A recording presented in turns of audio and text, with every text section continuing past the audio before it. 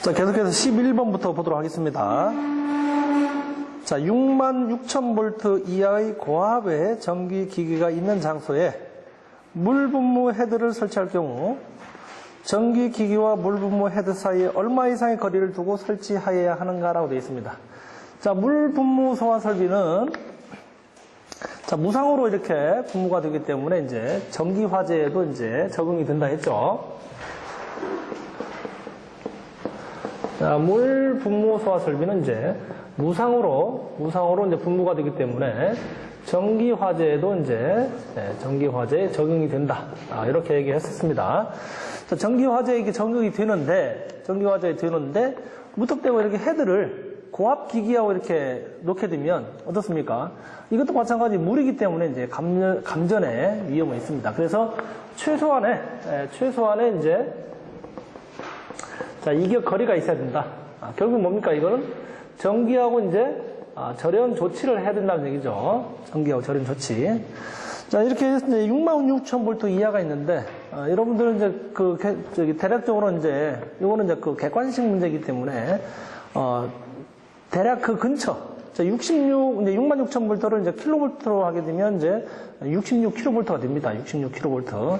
자, 그거에 대한 이제 거리는 이제 센티미터로 하게 되면 이제, 대략 수치가 66kV면 이제 70cm. 자, 메타로 하게 되면 0.7이죠. 그래서 그러한 근사치에 와 있는 수치를 이렇게 선택을 하면 됩니다.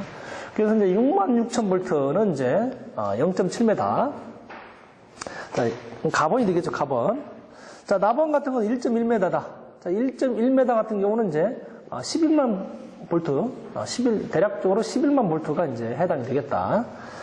자, 그 다음에 다번을 보게 되면 1.8m가 있는데, 우리가 이제 대략적으로 생각하게 되면 한 18만 볼트라고 이렇게 생각하면 돼요. 예.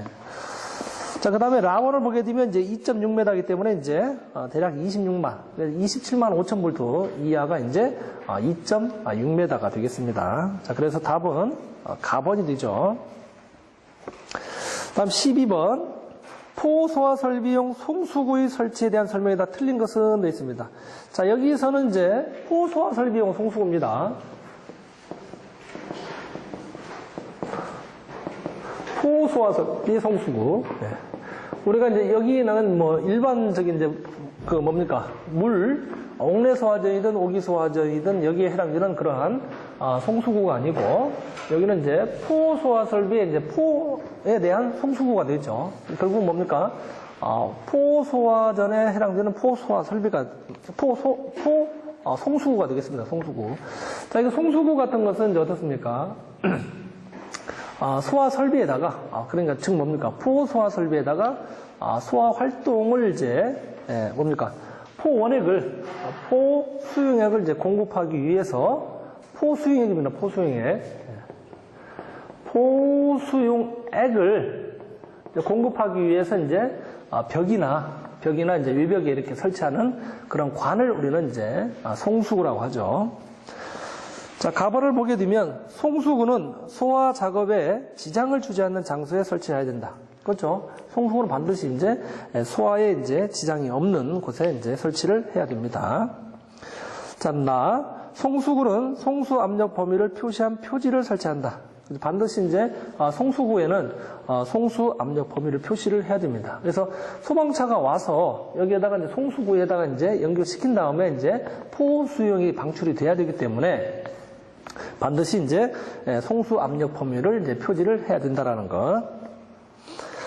다음 답은 송수구는 구경 40mm 이상의 쌍구형으로 설치한다 있는데, 자, 송수구는 우리가 기본적으로 소화설비 송수구는 이제 65mm입니다. 65mm 이상, 65mm 이상이고 이제 쌍구형으로 한다. 쌍구형. 40mm 송수구는 없다. 방수구는 있는데 송수구는 이제 기본적으로 65mm 이상이 되겠습니다. 자, 그럼 틀린 답은 이제 12번의 답은 이제 다번이네요. 자, 그 다음에 라번을 보게 되면 송수구는 자동 배수 밸브는 송수구의 자동 배수 밸브는 배수로 인하여 피해를 주지 않는 장소에 설치한다라고 되어 있습니다. 그래서 자, 이것도 마찬가지 이제 그 포소화 설비이기 때문에 물하고 이제 섞여 있기 때문에 반드시 송수구하고 이제 그 체크 밸브 사이에는 이렇게 송수구가 있고 송수구 체크 밸브 이렇게 사이에는 반드시 뭘 설치한다? 자동 배수 밸브를 설치해야 되죠. 송수구와 체크 밸브 사이에는 반드시 자동 배수 밸브를 설치해야 되는데 이 자동 배수 밸브는 어떻다? 배수로 인해서 피해를 주지 않는 장소에 이렇게 설치를 해야 되겠죠. 자, 그래서 12번의 답은 이제 답원입니다. 자, 13번 보겠습니다. 자, 스프링클러 설비 배관에 대한 설명으로 틀린 것은 되어 있습니다. 자, 가번을 보게 되면 성능 시험 배관은 펌프의 토출축에 설치된 체크밸브 이전에 분기한다라고 되어 있어요. 자, 펌프의 성능 시험 배관을 보게 되면 간단하게 보게 되면 자, 이렇게 저수조에서 이제 이렇게 이제 가압송수 장치 펌프를 이용해서 이제 이렇게 배관이 이제 연결이 되고 이렇게 연결될 때 자, 여기 펌프 출구층에는 이제 체크 밸브가 하나 들어가고 이제 여기 개폐 표시형 개폐 밸브가 들어가지. 개폐 표시형 개폐 밸브가 들어가는데 자, 우리가 이제 실제적인 그 성능 시험 배관 연결은 여기 체크 밸브 여기서 연결합니다. 이렇게. 자, 밸브 연결하고 플로메타 연결하고 이렇게 이제 밸브가 이렇게 연결이 되는데 자, 우리가 이제 일반적으로 이제 시공을 할 때는 이 체크 밸브 이전에서 이렇게 성능 시험 배관을 이게 이제 성능 시험 배관이지. 성능 시험 배관을 이제 연결을 하는데 우리가 이제 국가 화재 안전 기준 법상으로는 여기 개폐 밸브 이전에서 이렇게 개폐 밸브 이전에서 성능 시험 배관을 이제 연결하도록 되어 있습니다. 자, 그래서 가본은 체크 밸브 이전에서 분기한다로 되어 있기 때문에 가본이 틀렸습니다. 이거 혼동하기 쉬운데 실제적인 그림상으로 그릴 때는 이렇게 그림을 그리는데 화재 안전 기준에서는 밸브가 주기 때문에 개폐 밸브 이전에서 분기를 해서 성능 시험 배관을 연결한다라고 이렇게 기억을 해야 됩니다. 자, 여기에서 이제 이 앞쪽에 이거 성능 시험 배관인데 저 앞쪽에는 밸브를 설치하는데 이제 개폐 밸브를 설치한다 했죠. 개폐 밸브. 자, 게이트 밸브입니다. 개폐 밸브를 설치하고, 그 다음에 유량계 붙이고, 그 다음에 뒤쪽에 있는 밸브는 유량 조절 밸브를 붙인다 했죠. 유량 조절 밸브. 유량 조절 밸브를 붙인다. 이렇게 보시면 되겠습니다. 그 다음에 이제 요거 앞쪽에 이제 그 밸브하고, 앞쪽에 밸브하고 이제 유량계 요 사이는 이제 광경이 예를 들면 광경이 D라고 할 경우에 앞쪽 개폐 밸브하고 유량계 사이는 8배를 띄우고 광경에 8배를 띄우고 그 다음에 뒤쪽에 이제 그 유량 조절 밸브하고는 이제 5D를 띄운다는 거 여기까지 좀 기억을 하면 되겠어요. 그래서 유량계를 붙이는데 앞쪽에 개폐 밸브에서는 이제 요 광경에 8배를 띄우고 요 뒤쪽에서는 이제 5D를 띄운다. 5D. 자, 여기까지 좀 기억을 하시고 그 다음에 이제 그 성능 시험 배관에 이제, 우리 전격 토출을, 성능 시험 있죠? 펌프의 성능 시험은 우리가 성능 곡선을 보게 되면, 자, 이제 펌프의 성능 시험을 보게 되면,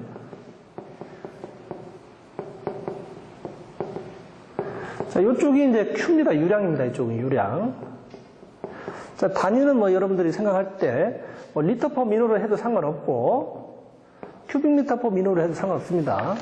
이쪽은 유량이고, 자, 이쪽은 양정이죠, 양정. 자, 양정이 되겠습니다. 그래서 단위는 이제 양정은 미터. 이렇게 되죠. 그래서 성능 곡선을 보게 되면, 자, 이렇게 성능 곡선이 되겠습니다. 자, 그래서 여기 이제 저항 곡선이 이렇게 연결되는데, 여기 마주치는 점이 이제, 기본 이제, 운전점, 전격 토출 유량. 자, 이쪽에서, 운전점에서 이렇게 내린 곳은 여기가 이제 전격 토출량이고 여기는 이제 전격 토출량. 자, 그 다음에 이제 이쪽에서 양정쪽으로 마주치는 것은 이제 전격 토출 압력이죠. 전격 토출 압력이 되겠다. 전격 토출 압력. 자, 그러면 여기서 우리가 이제 펌프 성능 시험할 때 이제 체절 운전 시하고 이제 전격 토출량의 이제 150%로 이제 이렇게 운전할 때를 이렇게 보게 되면 우리가 계산하기 쉽게끔 자, 전격 토출량은 100이라고 보고 이때 양정도 마찬가지 이제 100m라고 볼 경우에 100m라고 보게 되면 1차적으로 이제 체절 운전 시. 자, 체절 운전 시라는 건 뭐야? 자, 여기에 있는 밸브하고 여기 있는 밸브하고 자, 여기 있는 개폐 밸브를 이제 잠근 상태에서 이 펌프를 운전을 하는 겁니다. 운전을 하게 되면 어떻게? 토출량이 제로인 상태. 토출량이 제로인 상태의 운전점. 여기를 이제 체절 운전 시 운전점이죠. 그래서 체절 운전 시는 이제 140%를 이제 초과할 수 없다라고 되어 있죠. 초과할 수 없다. 예를 들면 전격 토출 압력이 100이다, 100m다. 그러면 체절 운전 시에 140m를 넘어갈 수 없다는 얘기가 되겠습니다. 자, 이 조건이 하나 있고, 그 다음에 이제 유량을 이제 전격 토출 유량보다 150%로 이제 유량을 더 많이 보낼 경우에, 자, 그러면 유량을 이 지점에 예를 들면 이제 150이다, 150%다. 자, 유량을 150%로 운전할 때 이때의 압력, 자, 여기 압력은 전격 토출 압력의 이제 65% 이상이 돼야 된다. 전격 토출 압력의 65% 이상이 돼야 된다는 것. 자, 여기까지 좀 기억을 반드시 해주면 되겠고. 자, 여기에서 성능시험 배관에서 이제 한 가지 더 한다는 얘기는 한 가지 더 있는데, 이 유량계죠, 유량계. 자, 여기 유량은 얼마로 하느냐? 자, 여기에 유량계를 취부를 해야 되는데, 여기에 유량계 취부는 전격 토출 유량의 175%죠. 자, 여기 유량계는 전격 토출량의 이제 175% 이상을 이제 측정할 수 있는 유량계를 이제 취부를 해야 된다라는 거. 자, 펌프 성능 시험 배관은 이제 이것만 잘 기억하면 되겠습니다.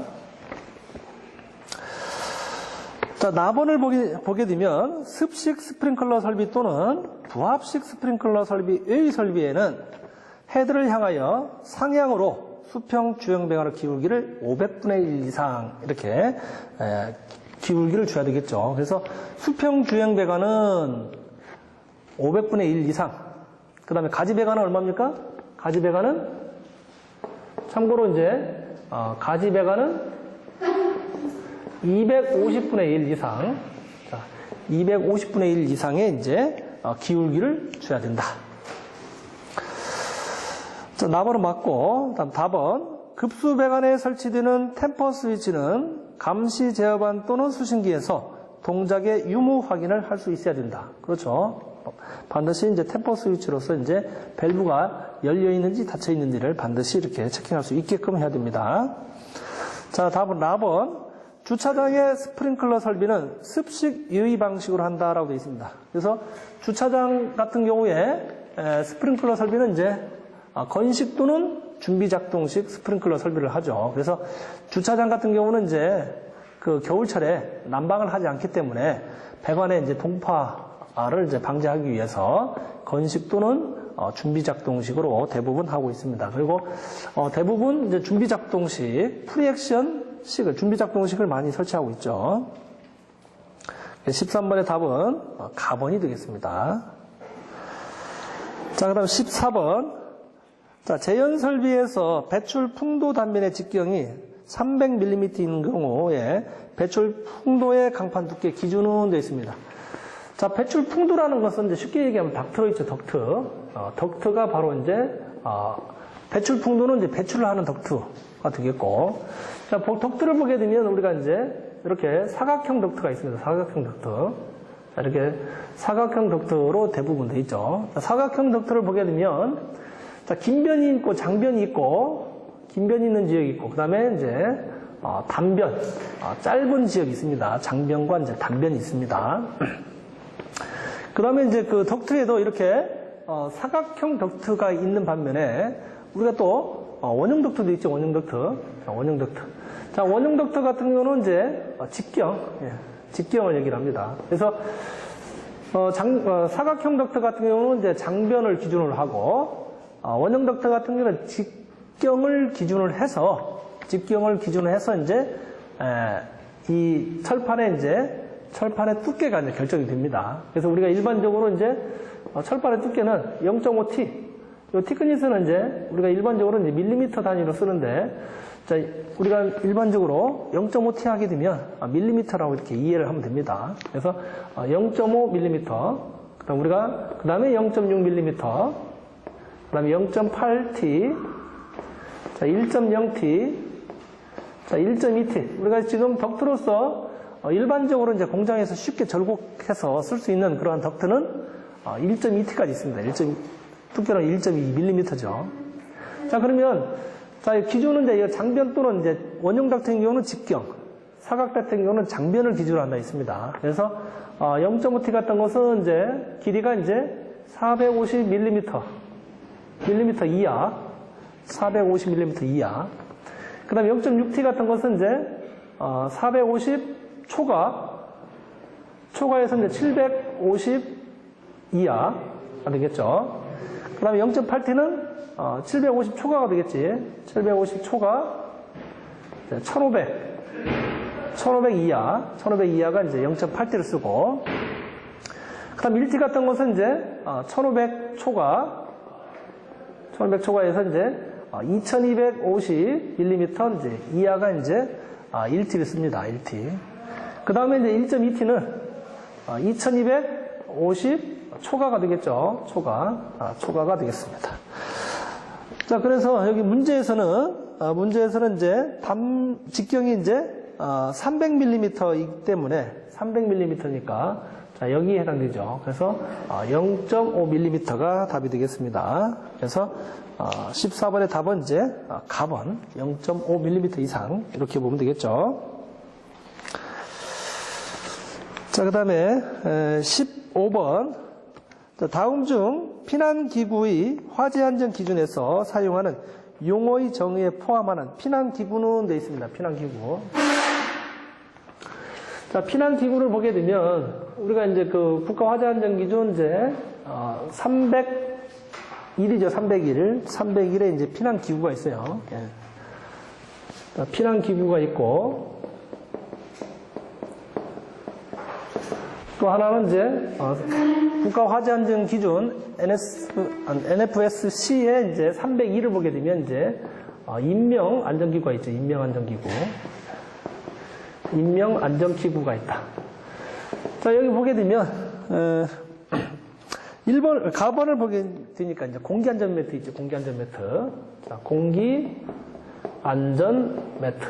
자, 공기안전매트 같은 거는 이제 피난기구에 해당이 되죠. 그래서 건축물에서 이제 어떻게 외부로 이렇게 뛰어내리게 되면 이제 충격을 이제 완화할 수 있게끔 포대 내에 이제 공기 같은 것이 채워져 있는 것을 이제 공기 안전매트라 하지. 공기 안전매트.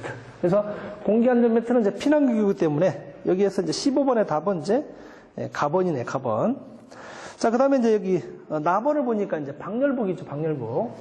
자, 방열복은 이제 인명안전기구에 해당되지, 방열복. 자, 방열복은 이제 화재가 발생했을 때 소화 활동을 위해서 이제 뭡니까? 그 열을 어떻게 복사열을 가까이에 이제 근접할 수 있게끔 내열 피복된 것을 이제 우리는 방열복이라고 합니다. 방열복. 자, 그다음에 달을 보니까 뭐가 있습니까? 공기호흡기가 있죠. 공기호흡기. 자, 공기호흡기가 있다.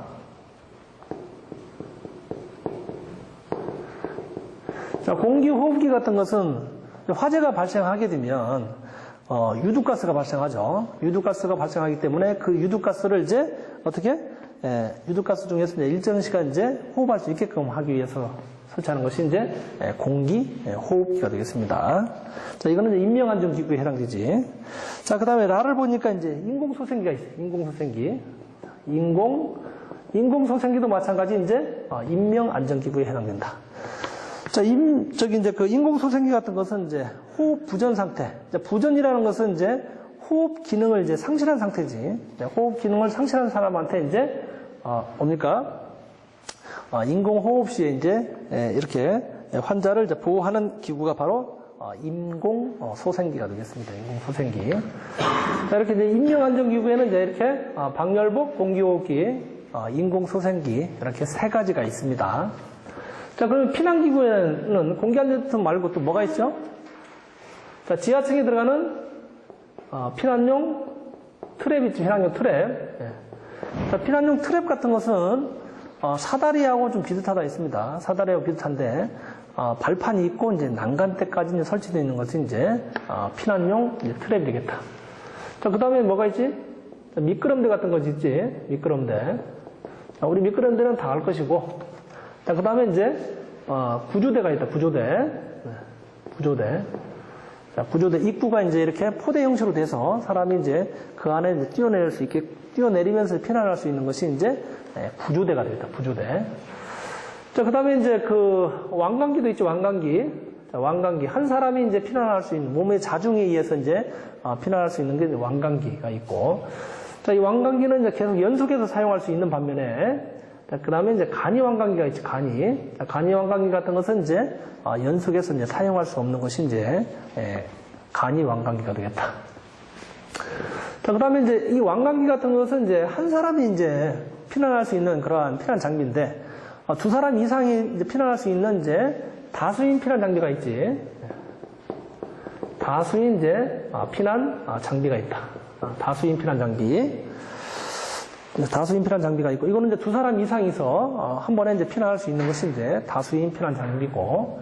자, 그 다음에 이제 주로 이제 공동주택 같은데 아파트에 많이 쓰는 이제 승강식 피난기가 있지. 승강식 피난기. 자, 이거는 이제 자중에 의해서 사람의 몸이 이제 거기 올라가게 되면 자중에 의해서 내려가서 피난할 수 있는 이러한 승강식 피난기가 있다. 자, 그다음에 뭐가 있죠? 피난 밧줄이 있지. 피난 밧줄.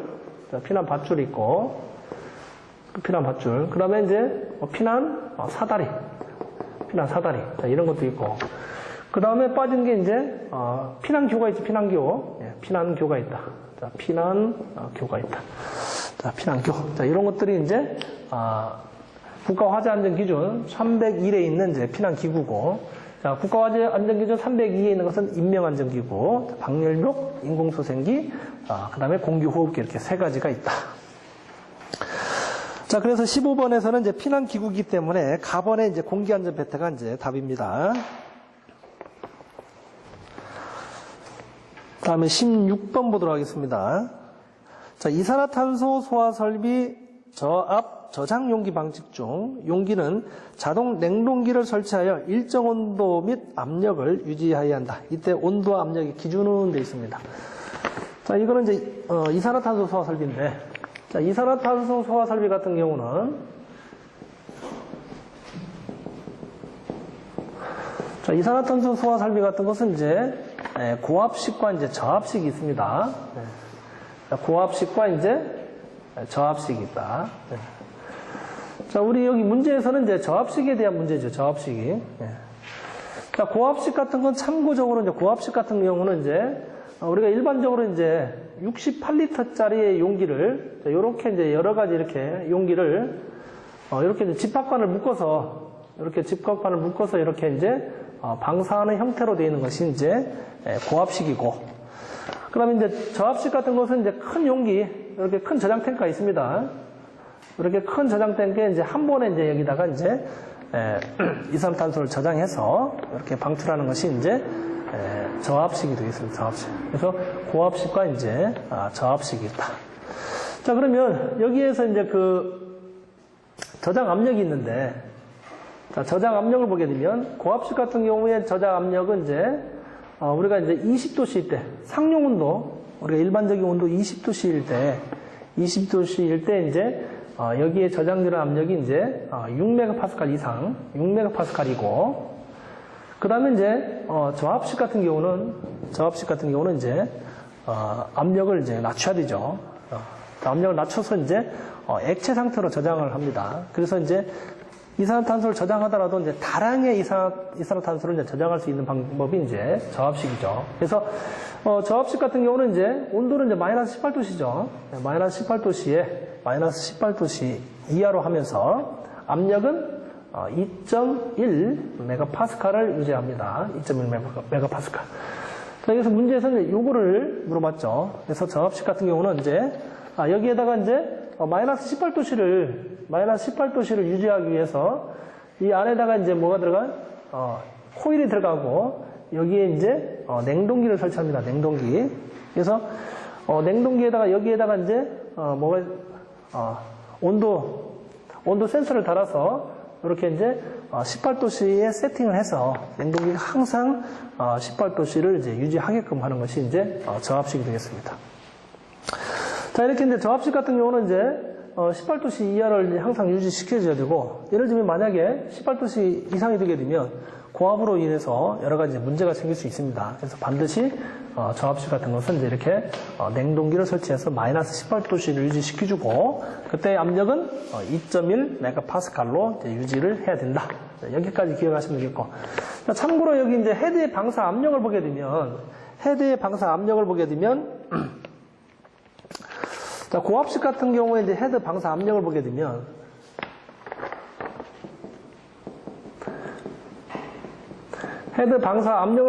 이제 고압식 같은 경우는 이제 2.1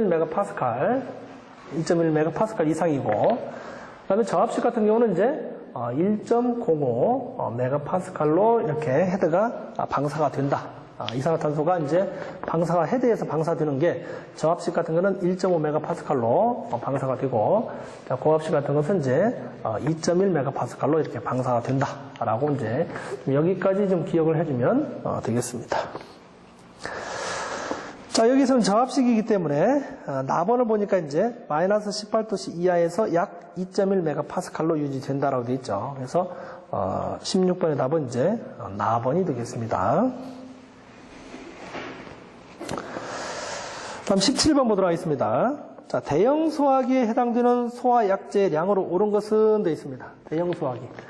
자, 우리가 이제 소화기를 보게 되면 이제 소형 소화기가 있고 대형 소화기가 있다 있습니다. 소형 소화기가 있고 대형 소화기가 있다. 자, 여기서는 이제 대형 소화기이기 때문에 대형 소화기의 이제 그 기준을 보게 되면,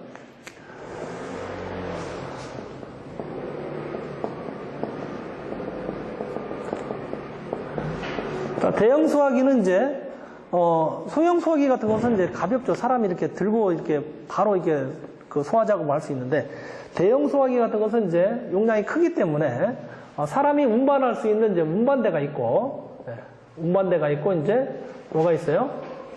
사람이 이제 운반할 수 있는 이제 운반대가 있고, 그 운반대에 이제 쉽게 끌고 다닐 수 있게끔 바퀴가 달려있는 것이 이제 대형 소화기가 되었습니다. 그래서 대형 소화기 같은 경우는 이제 우리가 끌고 다니는 그 순수레 같은 거 있죠. 거기에 이제 소화약제 탱크가 이렇게 올라와 있다라고 이렇게 생각을 하면 되겠습니다.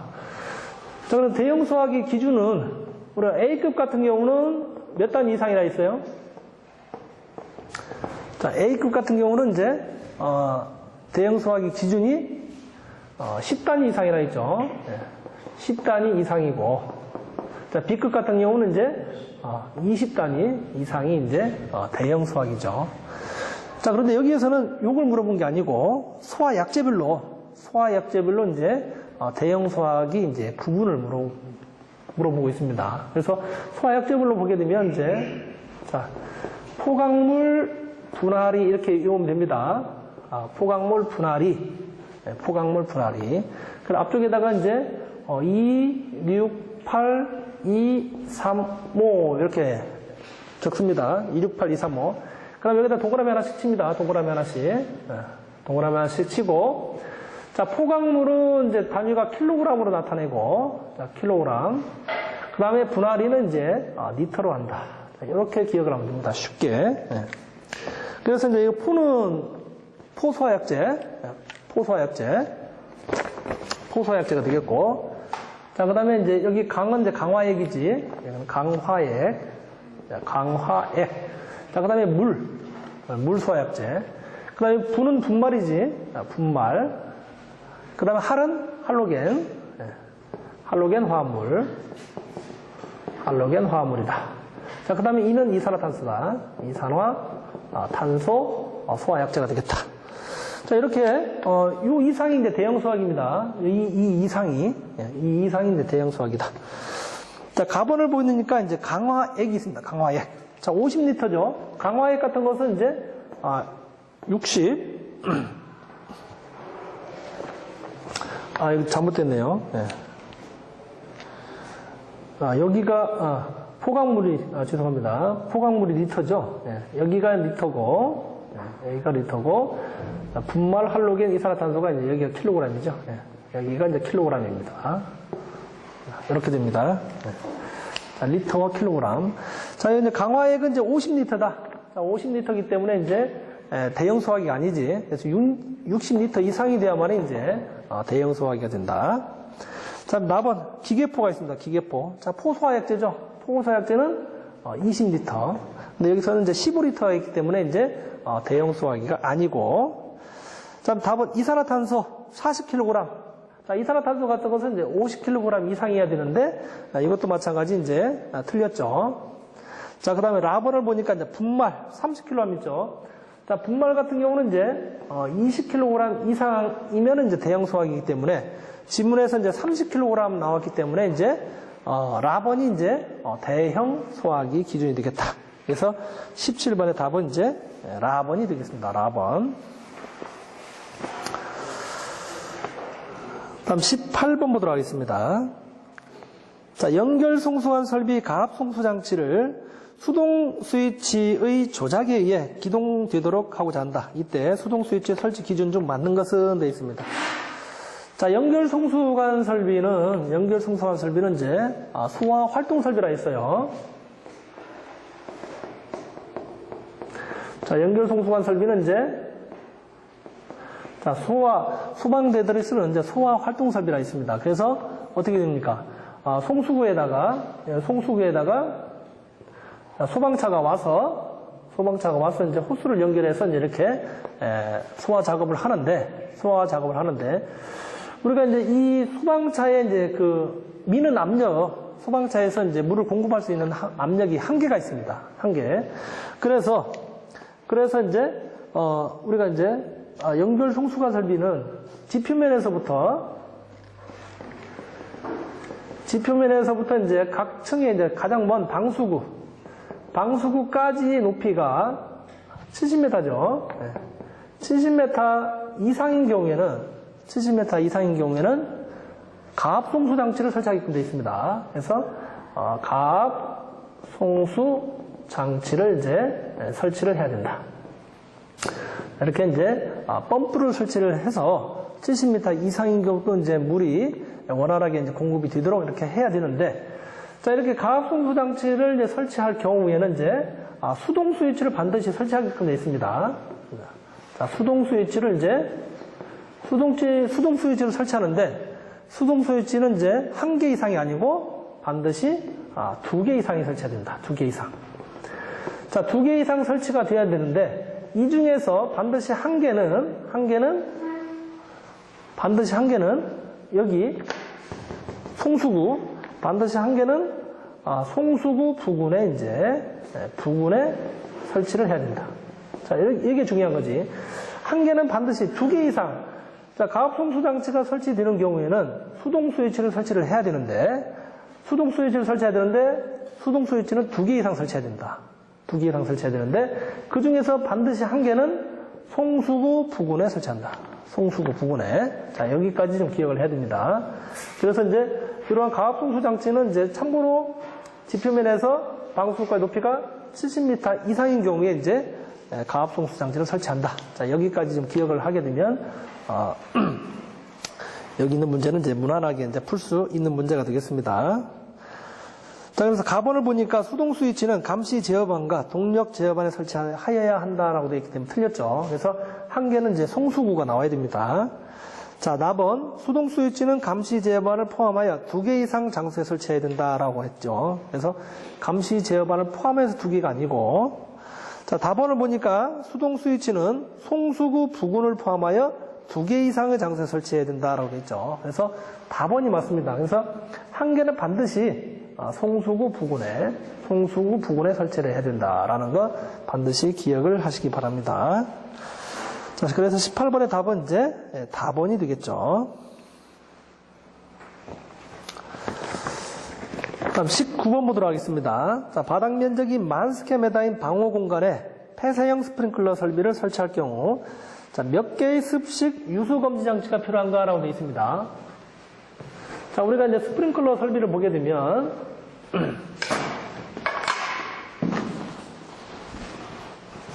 자, 개방형 헤드와 이제 폐쇄형 헤드로 구분이 된다 했습니다. 개방형 헤드와 자, 폐쇄형 헤드하고 이제 개방형 헤드. 자, 폐쇄형 헤드와 이제 개방형 헤드가 있는데, 자, 이 용어가 이제 좀 틀리다 했죠. 자, 폐쇄형 헤드 같은 경우는 이제 그 담당하는 구역을 방호구역이라고 합니다. 방호구역. 방호구역. 그래서 하나의 유수검지 장치가 이제 감당할 수 있는 그런 구역을 이제 방호구역이라고 하죠. 방호구역. 그리고 방호구역이라고 용어를 쓰고 반드시 이제 유수검지 장치를 씁니다. 유수검지 장치. 그래서 이제 하나의 유수검지당 방호구역은 이렇게 기준을 주고 있죠. 그러나 개방형 헤드 같은 경우는 어때? 개방형 헤드 같은 경우는 이제 방수구역이라는 용어를 씁니다. 방수구역. 방수구역이라는 용어를 쓰고, 자, 여기도 마찬가지 이제 여기는 이제 폐쇄형 같은 경우는 유수검지 장치를 쓰는데, 개방형 헤드 같은 것은 이제 일제 개방 밸브를 사용하죠. 일제 개방 밸브를 사용한다라고 이렇게 용어가 좀 틀리죠. 그래서 유수검지 장치는 뭡니까? 물의 흐름을 이제 감지를 해서 경보를 발하는 설비가 유수검지 장치인데, 폐쇄형 같은 경우는 유수검지 장치라는 용어를 쓰고, 개방형 같은 경우는 이제 일제 개방 밸브를 쓴다라고 이제 기억을 하시면 되겠죠. 그런데 자, 이렇게 하나의 유수검지 장치가 이제 방호구역이 있는데, 방호구역에 대한 기준이 있죠. 기준. 그래서 하나의 유수검지 장치가 하나의 방호구역은 얼마를 초과하면 안 된다 했습니까? 네? 자, 하나의 유수검지 장치는 하나의 방호구역은 이제 3,000이죠. 3,000 스퀘어미터를 이제 초과할 수 없다라고 되어 있습니다. 3,000 스퀘어미터를 초과할 수 없다. 자, 그런데 이제 개방형 헤드 같은 것은 이렇게 면적으로 하는 게 아니고 헤드 개수랍니다. 헤드 개수로. 그래서 하나의 방수구역은 개방형 헤드 50개 이하로 이렇게 하도록 되어 있죠. 50개 이하로. 그래서 이제 하나의 일제 개방 밸브에 개방형 헤드를 설치할 수 있는 수는 50개 이하가 된다. 50개 이하. 그 다음에 폐쇄형 헤드 같은 경우는 이제 하나의 유수검지 장치의 그 방호구역은 3,000 스퀘어미터를 초과할 수 없다. 자, 여기서 19번 문제 같은 것은 이제 습식이고 바닥 면적이 이제 많이기 때문에 여기에 해당되죠. 습식 같은 것은 폐쇄형 헤드가 해당되기 때문에 자, 만을 이제 나누기 이제 3,000으로 나누게 되면 3.33 이렇게 나오죠. 그래서 이제 4개를 설치해야 된다. 4개. 그래서 이제 유수검지 장치를 습식 유수검지 장치. 지금 뭐야? 습식 유수검지 장치. 그래서 알람 밸브지, 알람 밸브. 자, 알람 밸브를 이제 4개를 설치를 해야 된다라는 거. 그래서 19번의 답은 이제 나번이 되겠습니다. 나번. 자, 그다음 20번. 자, 피난기구 설치 대상의 기준으로 정확한 것은 되어 있습니다. 자, 피난기구에 대해서는 아까 여기 앞쪽에서 얘기했었죠. 자, 피난기구는 이제 공기안전 매트, 피난용 트랩, 미끄럼대, 구조대, 완강기, 간이완강기, 다수인 피난장비, 승강식 피난기, 피난밧줄, 피난사다리, 피난기구가 있는데, 자, 우리가 이제 그 설치 대상이 3가지로 구분이 되어 있죠. 그래서 어떻게 구분되어 있습니까? 처음에는 이제 피난기구는 지하층이 있고, 지하층. 자, 지하층에 설치되는 대상이 있고, 그 다음에 지상 3층이죠. 3층 있고, 그 다음에 4층에서 이제 10층 이하가 있다. 자, 여기에서는 지하층하고 이제 3층이 이제 나오지 않았기 때문에 요거 이제 해당이 없고, 자, 요거죠. 그래서 4층 이상, 10층 이하. 그래서 답안을 보니까 4층 이상, 10층 이하가 답이죠. 그래서 여기에 해당되는 건 이제 4층 이상에서 10층 이하가 되겠습니다. 이상으로 마치겠습니다.